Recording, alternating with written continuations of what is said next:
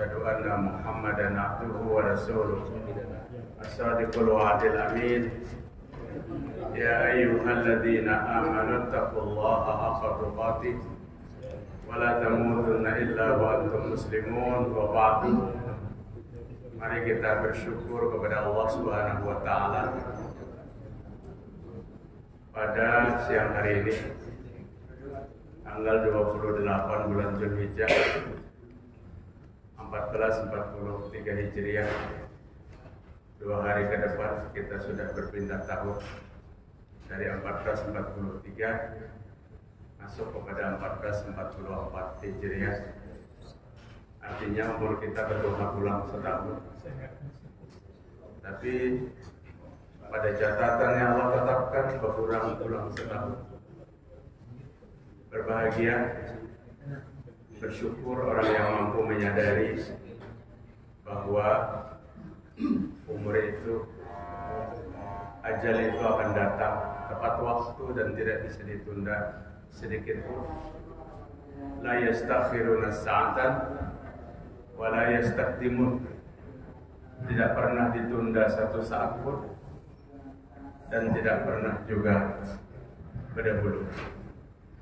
Bapak-bapak, ibu-ibu rahimakumullah, pada taklim siang ini yang kurang lebih 20 menit ke depan, 30 menit, saya ingin angkat 2 ayat Allah yang ayatnya sama,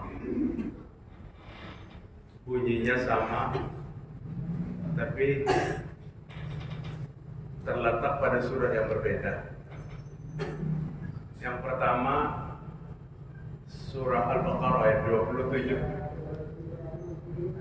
Alladzina yanquduna 'ahdallahi min ba'di mitsaqih wa yaqta'una ma amara Allahu bihi an yusala wa yufsiduna fil ardh. Ulaika humul khasirun. Orang yang mengkhianati janji dengan Allah, orang yang berbuat memutuskan tali silaturahim,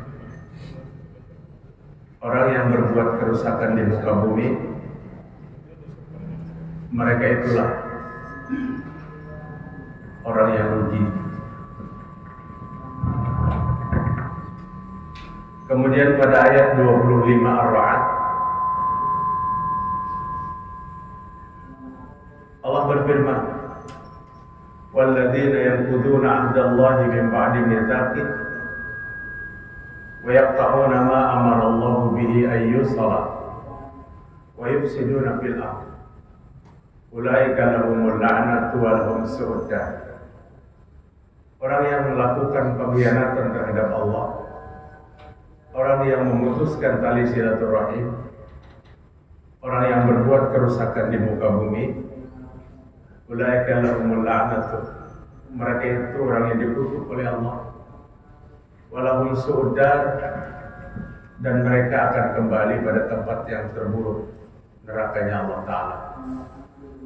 Beritanya sama, ayat 2 ayat ini dari surah yang berbeda. Beritanya tentang 3 perbuatan dosa yang besar. Apa dosa besar itu? Pertama, orang yang mengkhianati Allah Ta'ala. Yang kedua, orang yang memutuskan tali silaturahim. Dan yang ketiga, orang yang berbuat kerusakan di muka bumi. Mereka itu dikutuk oleh Allah dan akan Allah campakkan ke dalam neraka. Yang kita bahas 15 menit ke depan insyaallah, siapa mereka itu. Siapa yang Allah sebut 2 kali berulang-ulang dalam Al-Quran sebagai pengkhianat Allah Ta'ala. Kapan kita berjanji dengan Allah sehingga kita menjadi seseorang yang disebut sebagai pengkhianat? Pengkhianatan itu seseorang yang pernah berjanji kemudian diabaikannya perjanjiannya. Allah menyebutkan dalam Al-Quran, pada saat kita belum menjadi janin dalam rahim ibu kita, mungkin pada saat itu ayah dan ibu kita belum menikah. pada saat kita berada di alam ruh, bermiliar-miliar ruh manusia, Allah kumpulkan satu persatu. Pada saat ruh terkumpul, Allah bertanya, alastu bi rabbikum.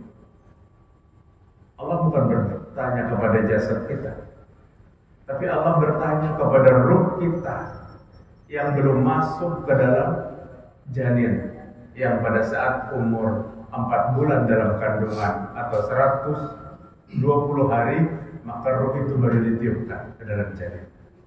Sebelum ruh itu ditiupkan, ruh masing-masing itu ditanya oleh Allah. Pertanyaannya apa? Alastu bi rabbikum. Apakah aku Tuhan kamu, kata Allah Ta'ala. Semua ruh itu menjawab. Al-Quran menceritakan, qalu bala syahidna. Kata ruh-ruh itu, ya Allah, hamba bersaksi bahwa Engkau adalah Tuhan kami.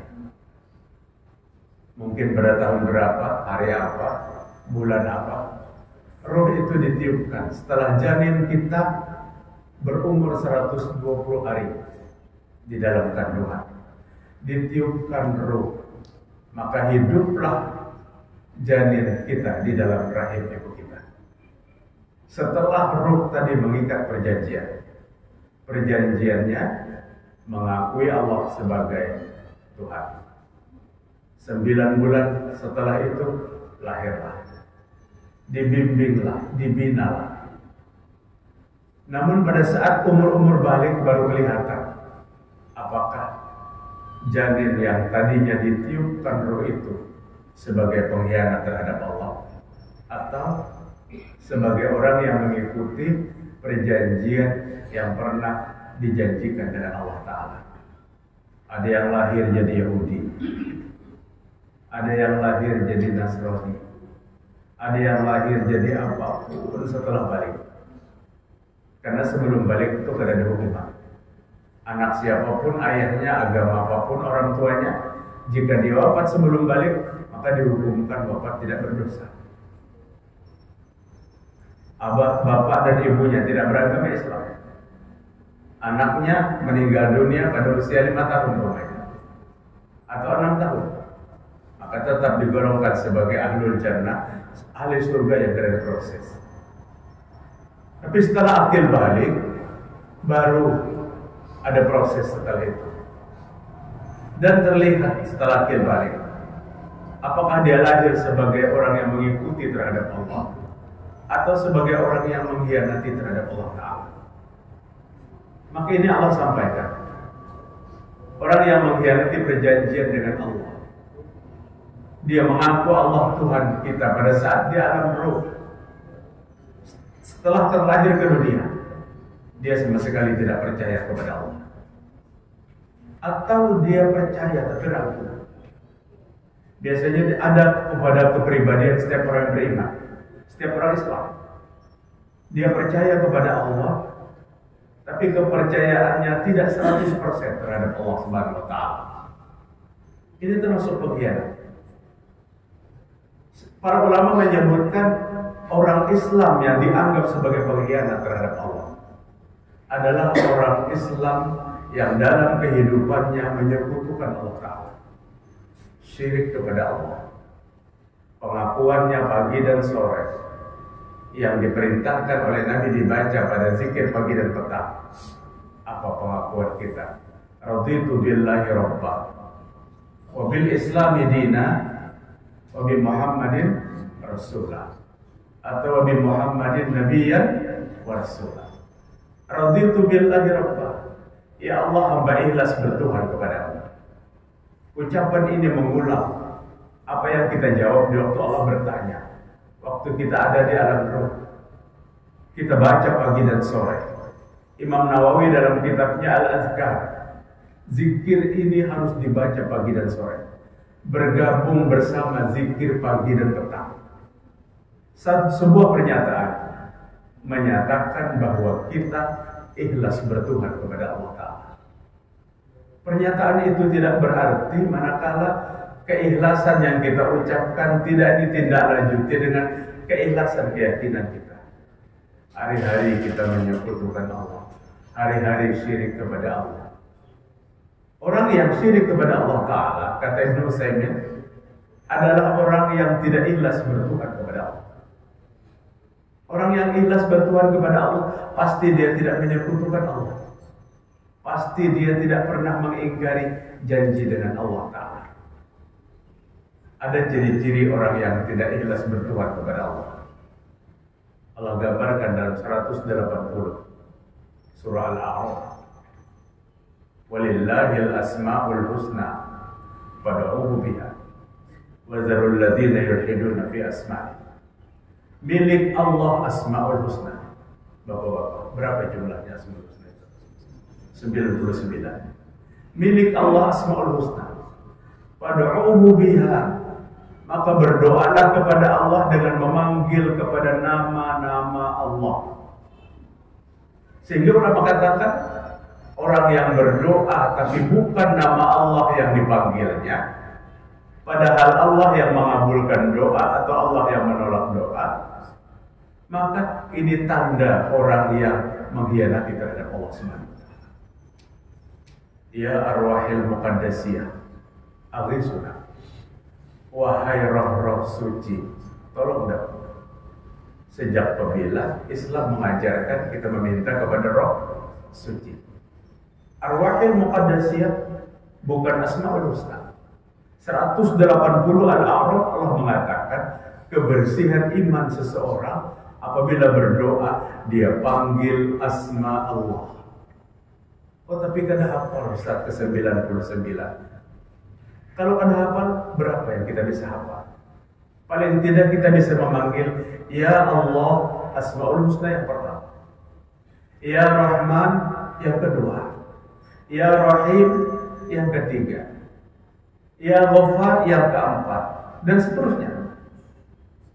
Paling tidak 4 atau 5 asmaul husna kita menghafal. Dan itu yang kita panggil pada saat doa kita. Ini doa-doa orang yang bersih akidahnya. Bukan memanggil kepada makhluk yang juga berharap kepada Allah Subhanahu wa Ta'ala. Atau memanggilnya salah. Ya Razzaq, wahai Allah yang maha memberi rezeki. Tapi memanggilnya Ya Abdul Razzaq, itu abahnya Ayu Ting Ting. Kalau ada salah kan, Abdul Razzaq itu menonton di TV jangan ketawa. Artinya salah panggilannya. Salah. Ya Rahman, jangan dipanggil Ya Abdul Rahman. Jadi panggillah asma Allah dalam pinta dan doa. Ini doa-doa orang yang bersih akidah, orang yang tidak mengkhianati dengan Allah Ta'ala. Karena masih banyak orang dalam pinta dan doanya meminta kepada selain Allah, padahal yang berhak mengabulkan doa itu hanya siapa? Hanya Allah Subhanahu wa Ta'ala. Jamaah sekalian rahimakumullah. Yang pertama, jangan hianati Allah Ta'ala, karena kita sudah berjanji dengan Allah untuk mengakui secara bulat bahwa Allah adalah Tuhan kita. Yang kedua, orang yang dikutuk oleh Allah. Wa yaqta'una ma amarallahu bihi ayyusala. Orang yang memutuskan silaturahim yang Allah perintahkan untuk disambung kembali. Jangan pernah putus. Saking Nabi kada setujunya silaturahim itu putus, sehingga Nabi katakan la yadkhulul jannah qati'un. Tidak akan mendapat surga orang yang memutuskan tali silaturahim.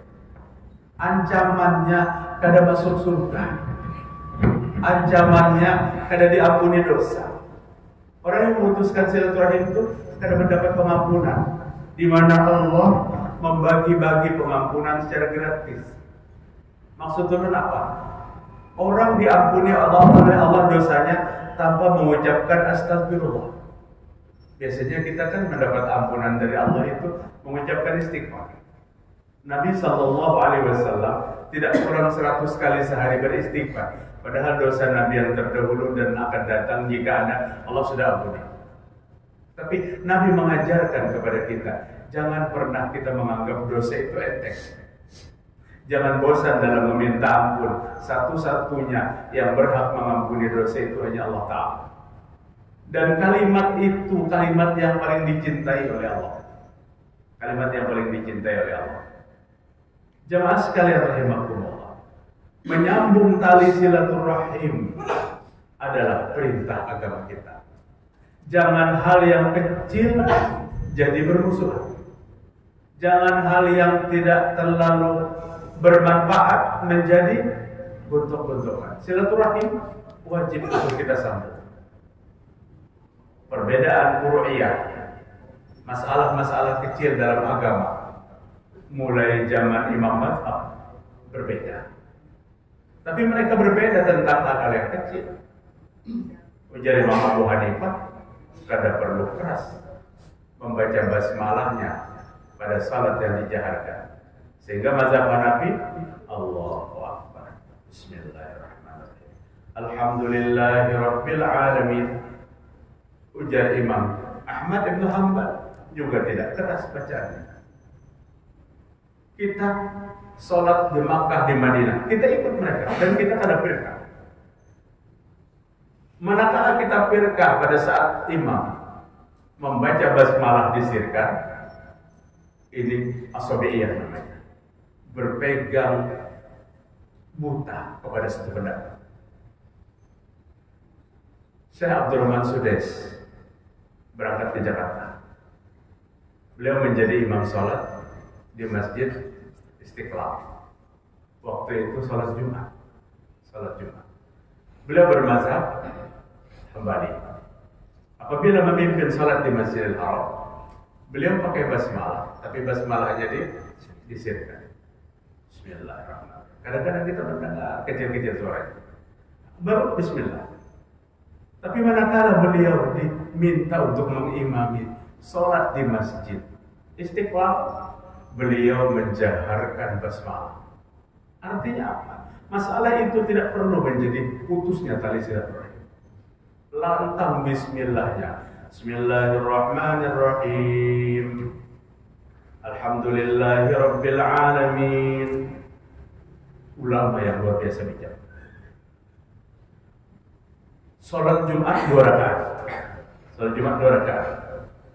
Mazhab yang beliau pegang, apabila sholatnya 2 rakaat, penutupnya duduknya iftirash. Apabila beliau memimpin sholat berjamaah di Makkah, sholat subuh, maka duduknya iftirash.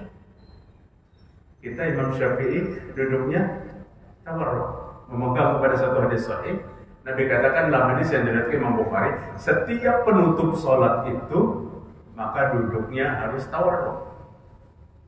Iftirash kayak tahiyat awal, tawarruk kayak tahiyat akhir. Tapi ternyata beliau di Istiqlal duduknya tawarruk. Jadi tidak mempermasalahkan hal furu'. Furu' itu artinya cabang-cabang kecil dalam agama. Apalagi hanya berbeda hari raya, mintu halon menantu kada bertaburan. Masalah kada perlu diperbincangkan, kada perlu diperdebatkan. Imam-imam besar, ulama-ulama ahlu sunnah masa lalu berbeda. Ujar Imam Syafi'i, bismillahnya nyaringi. Benyaring kita, karena kita bermadzhab Syafi'i. Satu saat kita masuk ke sebuah masjid yang tidak bermadzhab Syafi'i, mereka juga pakai bismillah, tapi bismillahnya kada nyaring. Atau kita masuk ke sebuah masjid yang bermazhab Maliki yang kada berbismillah. Kada berbismillah. Juga kita mengikuti karena mereka para ulama-ulama mujtahid merujuk kepada hadis-hadis sahih. Ini jangan menjadikan pangkal perbedaan. Ruku bapak-bapak, dari i'tidal sami Allahu liman hamidah, kemudian sujud. Dari atas berdiri, kemudian sujud. Ada 2 hadis dari kitab yang sama, berurutan hadisnya. Hadis yang pertama dari Aisyah radhiyallahu anha, sajadan Nabi sallallahu alaihi wasallam faliyadhu rukbatayhi qabla yadayhi wa idza nahadha rafa'a yadayhi qabla rukbatayhi. Nabi sujud dengan mendahulukan dua lutut kemudian dua tangan. Apabila Nabi bangkit, Nabi angkat dua tangan dulu baru dua lutut. Terus hadis berikutnya Rasulullah SAW yang mengatakan, "Idza sajada ahadukum fala yabruk kama yabrukul ba'ir wal yadau yadayhi qabla rukbatayhi." Jika salah seorang di antara kalian sujud dari berdiri, maka jangan seperti unta yang sedang berderuk. Unta yang belum. Dahulukan dua tanganmu, kemudian dua lututmu. Dua hadis yang seolah-olah berbeda. Padahal ini satu keringanan, satu pilihan. Nang terbiasa lentuhut pada hulu, silakan. Allahu Akbar, lentuhut pada hulu. Nang pinatuha lentuhutnya sudah mulai sakit, pindah ke tangan pada hulu. Kan ada masalah kan? Kan ada masalah. Karena ini pilihan. Nabi berbeda meringankan kita. Asal jangan kepala pada hulu. Ampun kepala pada hulu bisa urusan ke rumah sakit di situ. Nah, artinya Bapak-bapak, hal-hal yang kecil jangan menjadikan putus silaturahim. Jangan jadikan saling sindir, jangan jadikan saling ejek. Karena agama itu datang bukan untuk menyindir dan bukan untuk mengejek. Jadilah kita memegang Islam dengan hati yang damai dan dada yang lapang. Kemudian yang terakhir, siapa yang dikutuk oleh Allah Ta'ala? Wa yufsiduna fil ardh. Orang yang berbuat kerusakan di muka bumi. Siapa yang berbuat kerusakan di muka bumi itu? Tahunya kita, lodging, mining, fishing, illegal logging, menambang kayu, tanpa izin, illegal mining, menggali bumi, ada seling ambihan, fishing, mendanai laut, tanpa izin. Kita tahu itu perusak bumi, sehingga aparat keamanan mengejar, karena ada undang-undang. Padahal Al-Quran beberapa tafsir menyebutkan pembuat kerusakan di muka bumi itu asyirk wal ma'asi, kemusyrikan dan kemaksiatan. Kalau ini kan kalau dikejar-kejar, kita menganggap ini hak pribadi masing-masing. Padahal Allah mengatakan, Rasul mengatakan, marra'a minkum munkaron falyughayyir biyadihi. Jika kalian melihat orang berbuat kemunkaran, maka rubah dengan tangan. Fa'ilam yastati, kadang mampu merubah dengan tangan. Karena tangan yang berbuat lebih general daripada tangan kita. Ada mampu kita memukulnya sekali, bisa kita 10 kali dipukul. Pabilisani, kata Nabi, luruskan dengan lidahnya. Itu pun harus dengan bahasa yang santun. Kadang mampu lawan lidah, karena nang dinasihati dibentuk pokoknya. Presiden pilih menasihati aku, ambilan aku, apa-apa kan mampu dengan lidah. Fabil qalbin, kata Nabi, maka nasihati dengan hati. Hati ini berdoa, semoga kemunkaran yang dilakukan oleh tetangga kita itu diberikan hidayah oleh Allah. Diberikan hidayah oleh Allah. Dan ini Bapak-bapak tinggi nilainya. Mendoakan orang lain, mendoakan kebaikan itu luar biasa tingginya. Bahkan Rasulullah SAW mengatakan, bizohril ghaib, berdoa dan yang kita doakan itu ada tahu orangnya. Itu tinggi benar ibadahnya. Bapak-bapak, ibu-ibu rahimakumullah, ulun simpulkan apa yang dapat kita sampaikan, mudah-mudahan bermanfaat. Yang pertama, jangan lakukan 3 macam dalam kehidupan kita. Apa yang pertama? Jangan hianati Allah Ta'ala, karena ini dosa yang tertinggi. Di mana ciri-ciri pengkhianatan kepada Allah? Orang yang tidak lagi mengesahkan Allah. Karena kita sudah berjanji dengan Allah bahwa kita mengakui Allah Tuhan kita. Yang kedua, jaga hubungan silaturahim dengan sesama. Masalah kecil jangan menjadikan putusnya tali silaturahim. Dan Nabi katakan, la yadkhulul jannah qati'un, tidak akan masuk surga orang yang memutuskan tali silaturahim. Dan yang keempat, jangan kita menjadi perusak bumi. Merusak bumi Allah dengan kemaksiatan, kemusyrikan yang tidak ada henti-hentinya. Kenapa syirik dan maksiat itu dikatakan merusak bumi Allah? Karena pada saat dilakukan itu Allah marah. Apabila Allah marah, maka Allah akan berbuat sesuka Allah Subhanahu wa taala. Dijadikan bencana-bencana yang tidak ada artinya. Selesai satu, datang lagi bencana yang lain. Mudah-mudahan Allah senantiasa memberikan hidayah kepada kita. Mudah-mudahan Allah memberikan kepahaman, dan mohon maaf apa yang belum sampaikan jika kepanjangan. Minta ampun, minta maaf. Mari kita tutup majelis ini dengan membaca doa kifarat majelis. Subhanallahumma wa bihamdik, asyhadu an la ilaha illa anta, astaghfiruka wa atubu ilaik. Assalamualaikum warahmatullahi wabarakatuh.